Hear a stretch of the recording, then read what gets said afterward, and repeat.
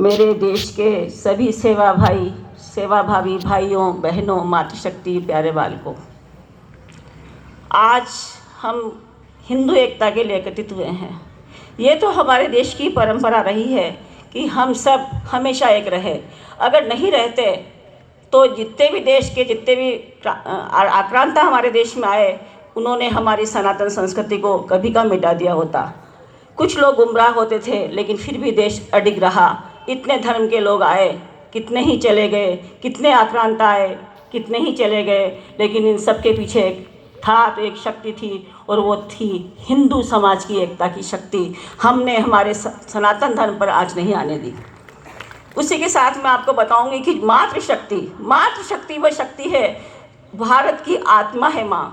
भारत की आत्मा अगर है, हिंदू की अगर आत्मा है, तो वो है भारत की नारी शक्ति। अगर आपको पता हो, हमारे महाराणा प्रताप इतने वीर हुए, इतने अच्छे अच्छे कार्य उन्होंने किए, उनका चरित्र भगवान राम के समान था, लेकिन उनके पीछे भी उनकी माता का ही हाथ था। उनकी माता ने उन्हें ऐसी शिक्षा दी कि उन्होंने देश को आगे बढ़ाने के लिए और हमारे हिंदू धर्म को हमेशा ऊंचा रखने के लिए अपनी जान तक की परवाह नहीं की। आपको याद होगा, वैसे ही जैसे वो माँ थी, महाराणा प्रताप की माँ, और वैसे ही माँ थी हमारी पन्नाधाय माँ। अगर पन्नाधाय माता नहीं होती तो न उदय सिंह जी बसते, और उदय सिंह जी नहीं बसते तो न महाराणा प्रताप होते और न हमारा हिंदू धर्म बसता।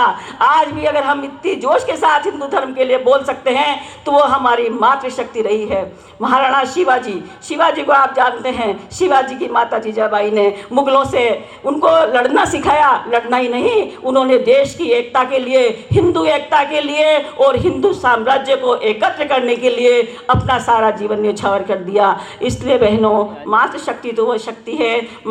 भगवान राम जब वन में गए तो उनकी माता ने पता क्या कहा था? उनकी माता ने कहा था, बेटा, पिता की आज्ञा है, कोई बात नहीं, आप वन में जाओ, लेकिन आप याद ध्यान रखना कि आप अपने छोटे भाई को और साथ में सीता को लेकर जा रहे हैं। इन दोनों के ऊपर आँच भी नहीं आनी चाहिए। अगर इनको कुछ हो गया तो तुम वापस अयोध्या लौट के मत आना।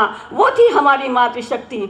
आपको पता होना चाहिए, अभी थोड़े दिन की बात है, एक आंकड़ा आ रहा था कि जाट समाज के बारे में आपको बताऊं, हरियाणा में 6000 परिवार ऐसे हैं जो कि उनके एक एक दो दो पुत्र थे, उन्होंने सबको सेना में भेज दिया और वो सब शहीद हो गए और वो निर्वंश हो गए।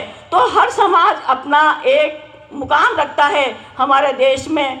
जो आज ये भेदभाव फैलाया जा रहा है, एकता के लिए जो स्थिति खराब की जा रही है, उससे हमें बिदगना नहीं है। हम एक दूसरे के दुश्मन नहीं, हम तो एक दूसरे के पूरक हैं, और अगर हम एक दूसरे के पूरक बने रहेंगे तो ही हमारा देश, राष्ट्र हमारा उन्नति करेगा। लोग कहते हैं, आदिवासियों को भड़का देते हैं कि नहीं, तुम हिंदू नहीं हो। अरे वो कैसे हिंदू नहीं है? अगर वो नहीं होते तो क्या माता शबरी होती? और माता शबरी ने तो के पैर तो भगवान राम ने भी खाए थे। तो ऐसी स्थिति है कि हमारे देश में जितने भी समाज हैं, हम सब शुरू से एक रहे हैं और आगे भी एक रहेंगे।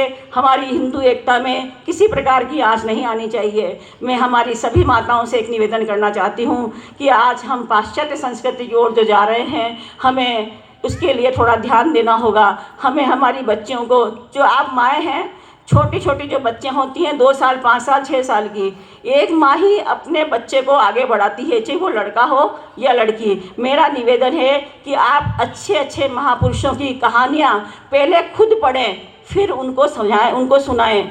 क्योंकि वो अगर पढ़ेंगे तो हो सकता है वो किस अंदाज में उसको पढ़ें, लेकिन आप समझ के जब उनको समझाएंगे तो वो बात उनके मन में गहरे तक जाएगी। और वो पहले वो माताएं थी जिन्होंने अपने बच्चों को इतनी ऊंचाई तक पहुंचाया। मेरा भी आप सभी माताओं से निवेदन है, आप सभी माताएं भी उन्हीं माताओं की वंशज हैं। आप में भी वही दुर्गा की शक्ति है, आप ही रानी लक्ष्मीबाई हैं, आप में कोई कमी नहीं है। आपको सिर्फ अब आपका कर्तव्य और भी बढ़ गया है, पाश्चात्य संस्कृति की ओर बढ़ते हुए भारत को रोकना है और हमारी विरासत जो है, हमारी सनातन संस्कृति की ओर हमें ध्यान देना है। इन्हीं शब्दों के साथ मैं आप सबको प्रणाम करते हुए जय हिंद, जय भारत। बहुत बहुत धन्यवाद श्रीमती इंदिरा जी शर्मा। बहुत